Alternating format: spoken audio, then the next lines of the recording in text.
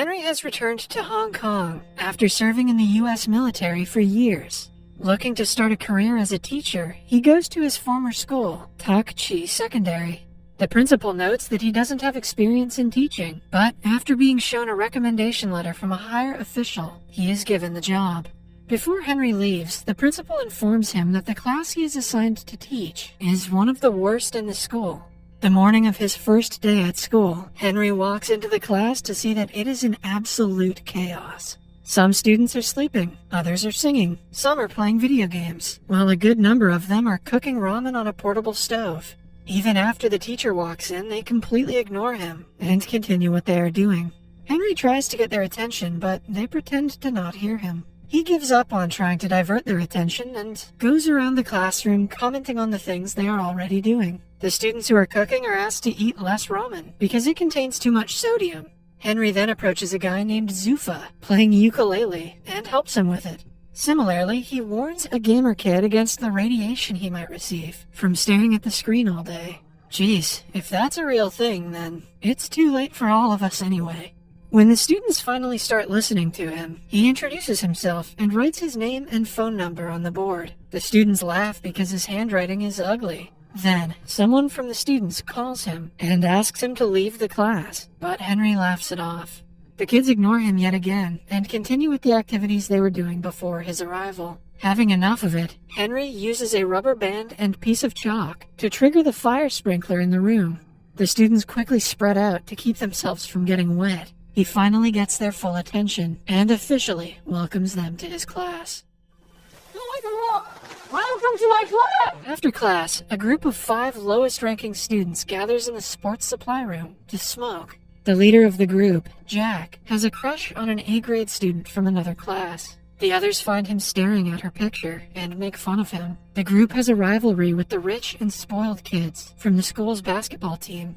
They enter the supply room and mock Jack, as usual, because he is poor. Later, the basketball team is practicing, while Jack and the group watch them from nearby. Jack drops a bottle on the court, which causes the team leader to fall. The group laughs, but is given detention by the school's English teacher, Miss Liang. To avoid detention, they play a prank on her and run away when she is busy cleaning her desk. Elsewhere, the school's principal is distressed because the education board is planning to deduct 20% of their annual funding. The people from the board come to take a tour of the school to inspect where the funds are being used. At the same time, Henry enters the classroom where the students have set up a bucket of water to prank him. But his reflexes work faster than the falling bucket, and he is able to push it away. The students who had been waiting to make fun of him are left shocked. Henry asks for Jack's packet of cigarettes, knowing that he smokes. Jack simply hands him the pack, curious as to what he is about to do. Then, Henry asks Zufa to name the 3 ingredients that are in a cigarette. When he answers the question correctly, he is allowed to skip class for the day. Everyone starts to bang on their desks, demanding that they should get to skip class as well. When they stop, he hands them all a cigarette and asks them to analyze it. Henry knows that if he simply mentions the effect it has on their health, they won't take it seriously. So, instead, he asks them about the outcomes of smoking cigarettes and explains how tar forms in their lungs. For the first time, they pay attention to the teacher and are actually interested in learning. After the bell rings, he asks them to return the cigarettes, and the students reluctantly agree. That day, in the cafeteria, the captain of the basketball team makes one of Jack's friends, Bruce, trip on his leg. This gives rise to an argument between the groups, which soon turns into a fight. They throw food and tables at each other, destroying the place. Later, Henry is informed that 5 students from his class have been temporarily suspended for starting the fight. Henry finds Jack fighting his opponent in the hallway and stops them. On being asked to calm down, Jack accuses the school of being unfair because the rich kids get no punishment. That day, after school, Henry goes through the files of all 5 students to find out more about them.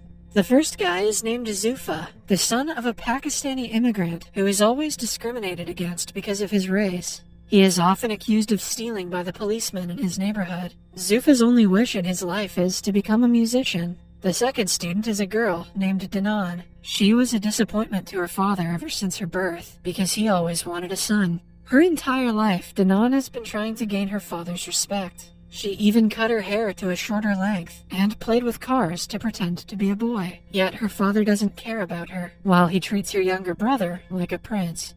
Then there are brothers named Bruce and Chris. Their mother ran away with a man when they were only kids, which turned their father into an alcoholic. The brothers only had each other to rely on while growing up. Bruce became obsessed with video games to escape reality, while Chris worked hard in a grocery store to make money for the family. Lastly, Henry can find no information about Jack's family background. In the following scene, we see Jack working at a restaurant as a waiter. An MMA bettor, Jian Ying, arrives at the restaurant with his business partners. When Jian Ying isn't looking, Jack steals his fancy lighter, but is caught. Jian Ying's men beat him up as he checks Jack's ID. After finding out that he is a student, he gives some money and offers him a job as their food delivery man. Somewhere else, Henry visits Zuffa's home and finds him running away from his father and his associates after stealing a ticket. He helps him at first, but after finding out why he is being chased, he takes the father's side. Then, he and Zuffa come to hang out at a bridge. To motivate Zuffa into doing whatever he wants, Henry sings with a band performing in the streets. Seconds later, Zuffa joins him and sings in front of people for the first time since being bullied at school years ago. Meanwhile, Bruce and Chris's father comes home late, like always, and orders them to bring him a beer from the store. When the brothers refuse, he yells at them to get out of his house. The next day, Henry meets with their father and convinces him to go to rehab for his son's well-being. In the meantime, Dinan's father brings her a bag of makeup products and asks her to act like a girl for once. Dinan is furious at him for always making her feel like she's not good enough. She applies the makeup on her younger brother and sneaks out of the house with the car key. She is about to drive away in her father's car, but is stopped by Henry at the right moment. He tells her that driving without a license is illegal and suggests an alternative. Following that, they go to a go-kart racetrack. Henry also invites her father and makes them race. The father and daughter show no mercy to each other during the race and eventually end up outside the track. Suddenly, Dinan's go-kart is hit by a vehicle, but she manages to dodge it. Unaware of this, her father cries, mourning his daughter's death. Dinan realizes that he does in fact love her, and hugs him. The next day at school, Bruce and Chris, along with a group, are sent to a rehabilitation center to interview a recovering alcoholic. They're surprised to see that the person they have to interview is their father. The students ask him how he started to drink. The man answers that he loved his wife dearly, but she left him at the lowest point of his life. Hence, he started to drink and forgot that he had 2 kids to take care of. The man doesn't reveal that Bruce and Chris are his sons, but apologizes to them. By the end of it, the brothers are left crying. Somewhere else, Jack has started to work for the MMA bettor, Jian Ying. He offers Jack a lot of money to drug a fighter's drink in the next game. Jack is reluctant, but is forced into accepting the offer. On the day of the fight, Jian Ying sponsors a fighter, but bets money on his loss. Jack puts drugs in the fighter's drink, but is caught while doing so. Before he can blame Jian Ying, he is beaten up and locked inside a locker. A while later, Henry arrives there and asks the fighters if they have seen his student. The men ask him to return home, but Jack, from inside the locker, yells for help.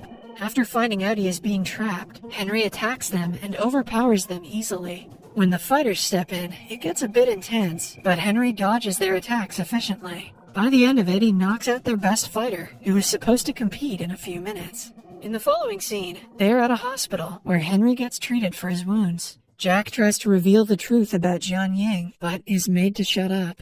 The news makes it to the television, and Henry starts being known as the man who beat up a professional fighter to save his student. His popularity in school grows, and the students start to respect him. They even get up to welcome him to the class, in contrast to how they were earlier. A flashback shows us that Henry used to be a prankster when he was in school. He even threw water balloons at a student who was playing piano for the parents in an event. Later, he fought the same student and broke his hand. He was suspended for the fight, after which he had to fly to the States. Starting that day, the students pay attention when Henry teaches in class and study hard for the upcoming college entrance test. Everyone is doing great, except Bruce, who has grown addicted to pills. It turns out that while Charlie turned to video games to avoid his family's problem, Bruce started doing drugs. Because he is unfocused, he does very badly in the mock entrance test. Henry promises to help him, but Bruce grows more depressed with time. Eventually, he jumps off the balcony of his house. He is rushed to the hospital and goes into a coma. The media twists the news and blames it on the school and Henry for what Bruce did. The officials from the education board interview Henry and decide to revoke his teaching license. When he packs his things and leaves the school, the students chase him, asking him to stay. They are heartbroken by his absence, but they know that they should ace their upcoming test to make him proud. From that day on, they study twice as hard to prove to the board that Henry is a good teacher. On the day of the test, Jack, along with all of his classmates, get a text from Henry asking them to meet in the school an hour before the exam. When the students gather, they find out that it was Jianying's trick to keep them confined in the school so they won't make it to the examination hall on time. He is doing this to teach Henry a lesson. A while later, Henry arrives at school and finds out about Jianying's plan. He lets the students free and fights all of Jianying's people to stop them from harming the children. They escape and quickly make their way to the examination hall, while Henry fights Jianying. While they are fighting one-on-one, Jianying reveals that he was the guy who Henry had thrown water balloons at when he was little. It turns out that ever since Henry broke his arm, he wasn't able to compete in a big music competition. Ever since the incident, he hasn't touched a piano and blames Henry for ruining his dream. Henry tries to reason with him, but is attacked yet again. They struggle to get a hold of a knife. At last, Henry gets in a chase to kill him, but doesn't do it. He asks for forgiveness for what he did when he was little, and walks away. The students reach the examination hall at the right time, and complete the test.